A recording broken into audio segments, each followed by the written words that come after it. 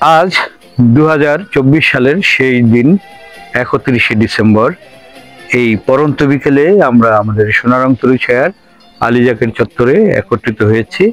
আজ আমাদের প্রিয় শুভানুধ্যায়ী রেজাউল হক রাতুলের জন্মদিন। সে আমেরিকায় চিকিৎসা পেশার সঙ্গে জড়িত।